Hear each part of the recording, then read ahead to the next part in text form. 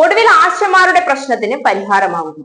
സംസ്ഥാന സർക്കാരിനെതിരെ 50 ദിവസത്തിനും മേലെയായി വൻ പ്രക്ഷോഭം നടത്തിക്കൊണ്ടിരുന്ന ആശമാരോട് പല ആവർത്തി സംസ്ഥാനം തരാനുള്ളതൊക്കെ തന്നു എന്നും ഇനി കേന്ദ്രമാണ് നിങ്ങളെ സഹായിക്കേണ്ടത് എന്നും വീണ ജോർജ് ആവർത്തിച്ചു പറഞ്ഞിട്ടും അതൊന്നും വകവെക്കാതെ നിരാഹാരവും തലമുണ്ഡനവും ചെയ്യൽ ഉൾപ്പെടെ നടത്തി സംസ്ഥാന സർക്കാരിനെ പ്രതിസന്ധിയിലാക്കുമ്പോഴും ഇരകളാണെന്ന് അറിയാമെങ്കിലും ചേർത്ത് പിടിക്കാൻ തയ്യാറായി സംസ്ഥാനം മുന്നിട്ടിറങ്ങുന്നു.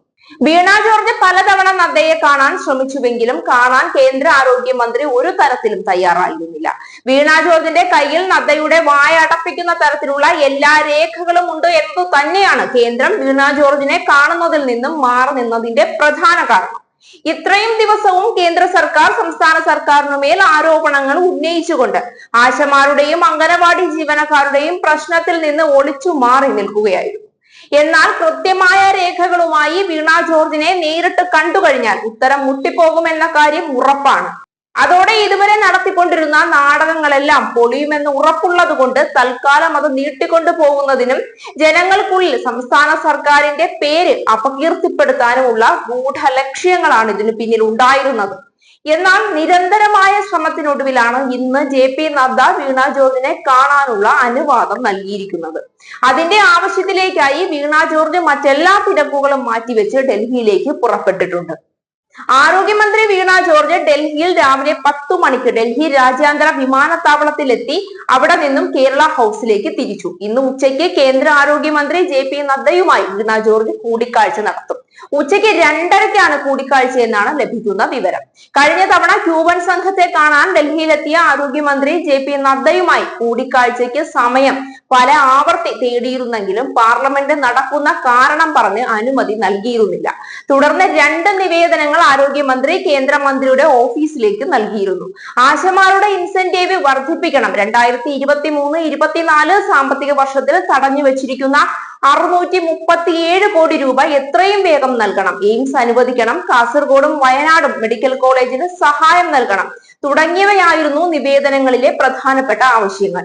ഈ കാര്യങ്ങളൊക്കെ തന്നെ ഇന്നത്തെ ചർച്ചയിലും മുന്നോട്ട് വയ്ക്കും. ഇന്ന് കേരള സംസ്ഥാനത്തിന്റെ കൃത്യമായ രേഖകൾ കേന്ദ്രത്തിനോട് സംസാരിക്കുമ്പോൾ ഉത്തരം മുട്ടി കേന്ദ്രം ഇരിക്കുമെന്ന കാര്യം ഉറപ്പാണ്. ആശമാർക്ക് വേണ്ടി എന്തും ചെയ്യാൻ തയ്യാറായി സംസ്ഥാന സർക്കാർ മുന്നിട്ടിറങ്ങുമ്പോഴും ഇപ്പോഴും സംസ്ഥാനത്തെ തള്ളിപ്പറയുന്ന ആശമാരുടെ സമീപനം ഇനിയെങ്കിലും മാറേണ്ടതാണ്. കൃത്യമായ കണക്കുകൾ ബോധിപ്പിച്ച് ആശമാർക്ക് ലഭിക്കാനുള്ള ആനുകൂല്യങ്ങളും പിടിച്ചു വച്ചിരിക്കുന്ന തുകയും നേടിയെടുത്തിട്ട് മാത്രമേ വീണ ജോർജ് കേരളത്തിലേക്ക് മടങ്ങി വരൂ എന്ന കാര്യം ഉറപ്പാണ്. രണ്ടും കൽപ്പിച്ചു തന്നെയാണ് വീണ കേന്ദ്രത്തിലേക്ക് പോയിരിക്കുന്നത്. പക്ഷെ അപ്പോഴും സംസ്ഥാന സർക്കാരിനെ കുറ്റം പറയാൻ കരുതിയിരിക്കുന്ന രാഷ്ട്രീയ പ്രേരിത ശക്തികളുടെ പാവകൾ കേരളത്തിൽ ഉണ്ടാകും. വളരെ രമ്യമായി പരിഹരിക്കാവുന്ന ഒരു വിഷയത്തിനെയാണ് ആശമാർ, ആശാപ്രവർത്തക പോലും അല്ലാത്ത ഒരു രാഷ്ട്രീയ ദല്ലാളിനെ മുൻനിർത്തി ഇത്രമേൽ വലിയ ഒരു പ്രക്ഷോഭമാക്കി മാറ്റിയത്.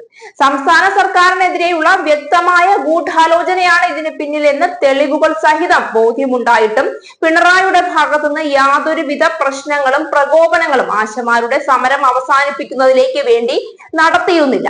കുറച്ചു വൈകിയാലും കേന്ദ്രത്തിൽ നിന്ന് ആശമാർക്ക് കിട്ടാനുള്ളത് കണക്ക് പറഞ്ഞ് വാങ്ങിക്കൊടുത്ത ശേഷം മാത്രമേ അവരോട് സംസാരിക്കൂ എന്ന ഉറച്ച നിലപാടിൽ തന്നെയായിരുന്നു മുഖ്യൻ. ആശമാരുടെ പ്രശ്നങ്ങൾക്ക് ഇന്ന് വീണ ജോർജ് നദ്ദയെ കാണുന്നതോടുകൂടി പരിഹാരമാവുകയാണെങ്കിൽ നാളെ എല്ലാവർക്കും വീട്ടിലേക്ക് പോകാം. എങ്കിൽ അതിനു മുന്നേയായി തന്നെ പിണറായി വിജയൻ ആശമാരെ കാണുമെന്ന കാര്യവും ഉറപ്പാണ്.